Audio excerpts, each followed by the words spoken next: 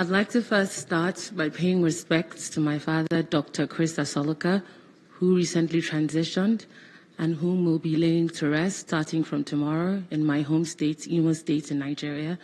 I pray and I hope that his soul rests in eternal peace with our Lord. I would also like to thank the President of the General Assembly for inviting me to be here to speak. I'm delighted to be addressing such a remarkable delegation from around the world, and I hope that our interventions today is aimed at achieving remarkable progress around the world.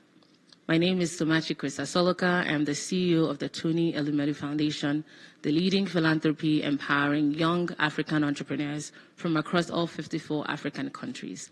Since 2015, we have disbursed over $100 million directly to over 24,000 entrepreneurs, combining our financing with training, mentorship, and access to networks and markets for these young entrepreneurs to start businesses or scale existing enterprises. Today, these entrepreneurs have gone on to create an additional 1.5 million jobs. They've generated $2.5 billion revenue, and they've also targeted 2 million households, which they've now uplifted out of poverty. The results are not surprising. The results are generated because we know that entrepreneurs are the lifeblood of our continent's transformation. We know that our entrepreneurs are resilient, they're hardworking, they're brilliant, and with a little support, they can do great things. We know that our entrepreneurs know the problems in which their communities have lived through for many, many years. We know that with these lived realities, they come up with the most sustainable solutions. They have more resolve than anyone else in the world to ensuring that their communities are lifted out of poverty.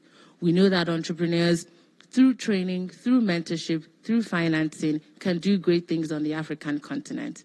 At the Tony Elumelu Foundation, the work that we do, we don't want to do it alone. We're calling on all meaningful stakeholders around the world who are looking to move the development needle in Africa. My call today is to ask the UN ecosystem to now redefine what UN means to Africans across the continent. The U in UN must now stand for urgency, and the N must stand for now. We think that we've had too many rhetoric, we've had too many convenings discussing the same matters over and over again. We think that now we must put in urgency in forming solutions. We think that development must no longer remain in isolation. Development must now combine the best of private sector and the best of public sector. We must treat development like investment, like business. We must stop what's not working and scale what's working. We must look at results, we must look at impact, we must look at outcomes, and we must cut what doesn't work and scale what works. One example of what works is entrepreneurship.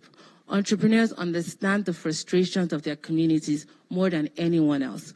Entrepreneurs are not looking for handouts. They're not looking for help. They're looking for investment. They're looking for financing, and they're looking for that now. We cannot continue to discuss development as charity, as handouts. We must look at development as investment. What are the gaps, what are the challenges, and how do we bring change? For instance, the number one frustration for entrepreneurs across Africa is the lack of power. Entrepreneurs on average are spending 80% of their revenue in powering their businesses. That is not sustainable. There is no business anywhere else in the world that is targeting 80% of all revenue to simply provide electricity for his or her SME. We cannot sit here and discuss supporting SMEs without creating the enabling environment where they no longer have to focus on electrifying their businesses. We look at digital infrastructure and we look at the AI trend. But is Africa really ready to leap into the AI world that is already our present if we cannot even power our households?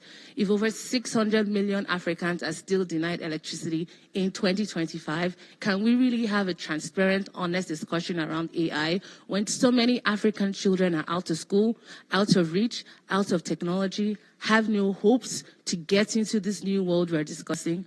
We think that at the UN and all well-meaning development institutions, we need to think a little deeper, a little closer at what's not working, what still needs to work, and put all our hands, our heads, our resources together to bridge this divide.